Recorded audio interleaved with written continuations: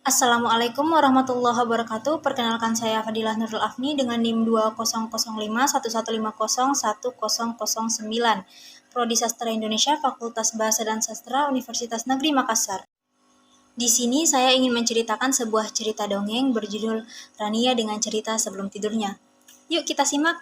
Pada malam hari di sebuah kamar minimalis terlihat dua kakak beradik sedang bercanda gurau. Ya sudah, karena sekarang sudah malam, waktunya Rania tidur, ucap sang kakak sambil memperbaiki selimut yang dikenakan Rania. Rania mau tidur kalau didengerin cerita sama kakak, ucap Rania dengan binar mata berharap. Fitri sang kakak tampak berpikir, ya sudah, tapi janji ya setelah itu Rania tidur, ucapnya sambil duduk di samping kasur Rania. Terlebih dahulu kakak mau tanya, Rania masih ingat tidak ada 4 kitab yang diturunkan Allah Subhanahu wa Ta'ala kepada 4 orang nabi untuk disebarkan? Tanya Fitri sambil memperhatikan Rania. Dengan semangat Rania berucap, Rania tahu. Yang pertama ada kitab Zabur yang diturunkan kepada Nabi Daud alaihi salam. Kedua ada kitab Taurat yang diturunkan kepada Nabi Musa alaihi salam. Ketiga, kitab Injil diturunkan kepada Nabi Isa alaihi salam. Dan yang terakhir pada kitab Al-Quran yang diturunkan kepada Nabi Muhammad sallallahu alaihi wasallam. Fitri tersenyum, menyadari ternyata sang adik masih mengingat dengan jelas apa yang pernah disampaikannya. Betul sekali, anak pintar, ujar Fitri sambil mengelus kepala sang adik. Nah, kali ini kakak mau cerita tentang kisah unik yang pernah dialami Nabi Daud alaihissalam dengan seekor ulat. Fitri menatap Rania yang tampak sedang menanti cerita yang akan didengarkannya.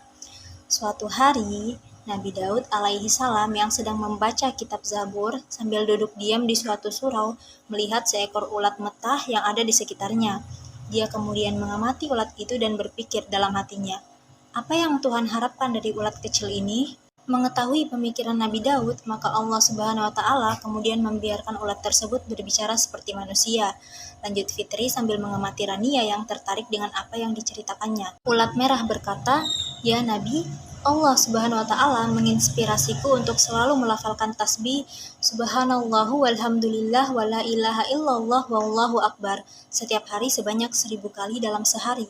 Pada malam hari, Allah Subhanahu wa Ta'ala mengilhami aku untuk melafalkan Allahumma sholli ala Muhammadin an-nabiyil ummiyi wa ala alihi wa sahbihi wassalim sebanyak 1000 kali juga. Kemudian si ulat juga bertanya kepada Nabi Daud alaihissalam, lalu apa yang bisa kamu katakan padaku sehingga aku bisa mendapatkan keuntungan darimu ya Nabi Allah?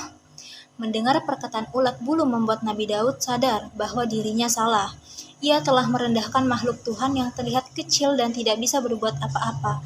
Faktanya, mereka bisa lebih kuat dalam menyembah Tuhan dengan cara mereka sendiri.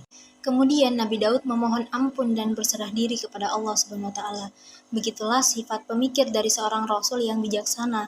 Setelah itu, dia tidak lagi memandang rendah semua makhluk ciptaan Tuhan. Dari cerita tadi, menurut Rania, apa manfaat yang dapat diambil? Sambung Fitri setelah menyelesaikan kisah yang diceritakannya. Rania tampak berpikir, menurut Rania, seseorang tidak boleh memandang rendah orang lain dan berprasangka buruk terhadap apa yang diciptakan oleh Allah Subhanahu wa Ta'ala. Fitri tersenyum. Betul sekali, selain itu, mengapa kita tidak boleh memandang rendah orang lain? Karena sejatinya kita manusia adalah makhluk yang kecil dan tidak tahu apa-apa, serta tidak berhak untuk menilai orang lain, hanya Allah Subhanahu wa Ta'ala yang berhak dan mengetahui dibanding kita manusia. Karena belum tentu apa yang kita lihat sesuai dengan apa yang terjadi, maka mengapa selalu diajarkan untuk selalu berprasangka baik atas segala sesuatu hal. Berarti kita tidak boleh memandang rendah orang lain ya kak? Tanya Rania. Nah, betul sekali, Fitri tersenyum. Karena cerita kakak sudah selesai, sekarang waktunya Rania tidur.